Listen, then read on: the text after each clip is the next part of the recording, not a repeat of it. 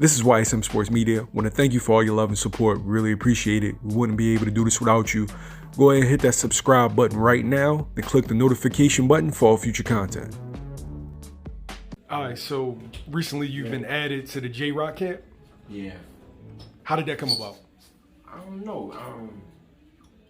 It was crazy because we went over there for sparring a couple times, and when I say we, took Paul right over there just before he started the camp with Danny. And we had got a couple days in with him. And J-Rock, I always known J-Rock since he was like 17. I always paid attention to him, really Friday. But we never talked business. And this was the first time. And he just hit me up over the phone. He asked me how I feel about working with him. I asked him how he feels. You know what I mean?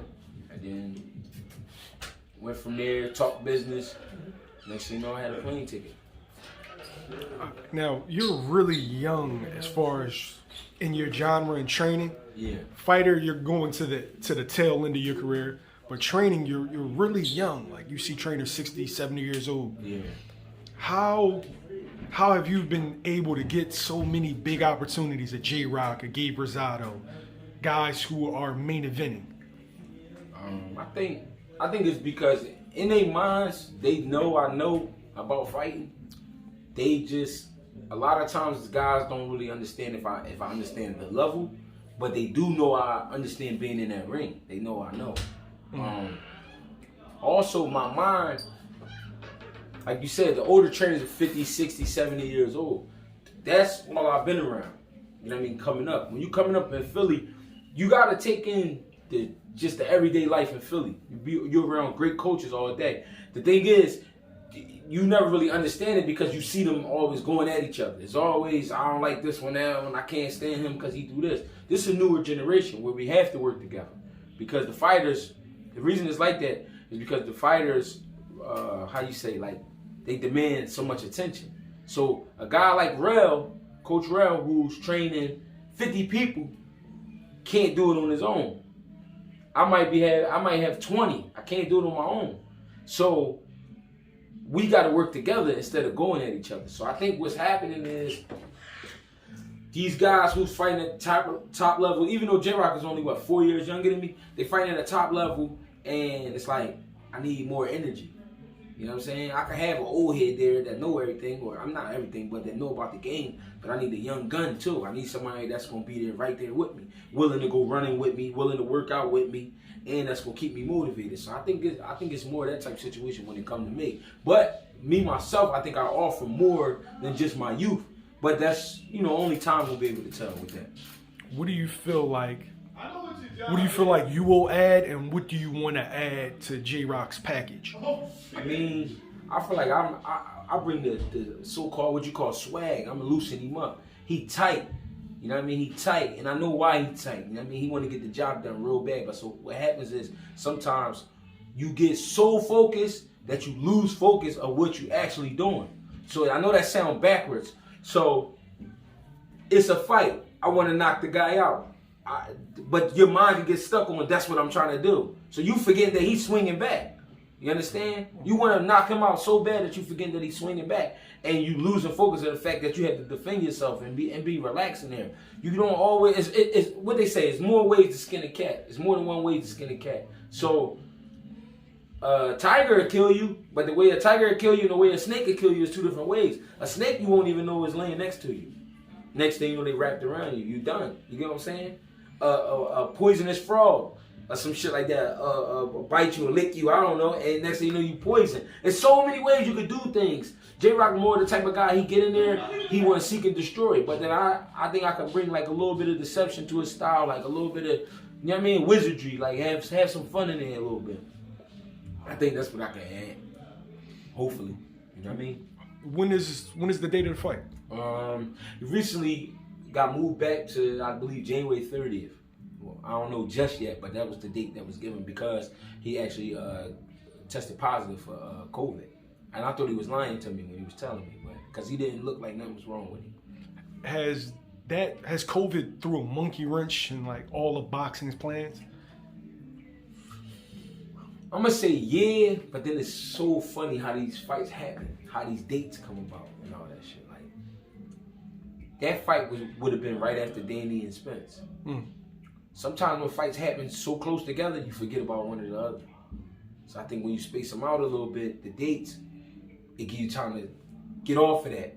Because people, I feel like Danny and Spence, one of those fights people going to be talking about for a couple months. Like, yo, that fight was crazy. And then, boom, you forgot about this fight, that happened the 3 weeks after. Like, you know what I'm saying? So I think what happens is, even though we looking at like, damn, schedule got fucked up and now you got to slow things down and then speed them back up, fuck with his tempo, but at the same time, it might be perfect timing because that fight going to be so great. So that's going to give us about a good month, maybe 2 months almost. And then now you got J-Rock. So you give him time to put on a great performance and for people to talk about it. Okay. Now, Dennis Hogan is the supposed opponent. Yeah. Before, I don't know if it's going to be for January 30th. Now, he's a solid guy. Yeah, I like him. He put on a really good performance against Jaime Munguia, arguably beat him. I thought he beat him. Right. Is that the right guy to be coming off of, to fight coming off of a loss? Yeah, because they similar guys. Hogan's been stopped once. J-Rock been stopped twice. They both got 20-plus wins. Both gritty, tough, and they fighting at a level. How far back you gonna go? If it's not an opponent like each other, how far back you gonna go? You can't go too far back and fight anybody because then it's gonna be like, well, why J-Rock in there fighting that guy? Dennis Hogan is not famous and he's not world champion, but he's right there. Because let's say he did beat J-Rock, or he would have beat Munguia, he would have been lined up for a title right after that. So that's why it's kind of perfect that they fight each other. Wait, in actuality, if he'd have beat Munguia, that was at 154, right? That would have been. Sure. I think that would have been for the WBO. So that's what I'm saying. Okay. So it's a perfect fight because whoever win, they get back in line, right back in line. These two guys always in line. I believe Hogan's always in line because Hogan's always a great opponent. He's a great fight. He only got 3 losses, but he come in to fight. Everybody knew that. J-Rock touched the crown. He had to give it up. All right, but we know he that caliber. He good enough. He good enough where he won it once, he can win it again. You get what I'm saying? Because he can win it again, this is a great fight. It's right here. It can happen. So either guy, I believe, will be put back in that number 2 spot, number 1 spot, wherever it go. I don't pay attention to the rankings and all that because you know why? I see guys that we never heard of get put in the top 10. And you be like, where he come from? I never seen him before. You know what I mean? Ever. So you're like, where the fuck he come from? You know what I mean? So I don't pay attention to the rankings. Okay. Now, also added to J-Rock's team, SugarHill Steward. Yeah. Now, you're a younger trainer. He comes from... Yeah, SugarHill is 49. 40. So y'all both fairly young. 15 years, yeah. He comes from the legendary Kronk Gym. Yeah. Now, are you when you go into a camp with a more established trainer? Yeah. Do you try to edge out like your lane, or do you try to learn as much as possible from somebody who's been in the game a little bit longer than you? So, all right, look. If I was given already the position of assistant trainer, right, and then he decided to hire somebody else, I'm automatically put in a sponge position. One, because of my age.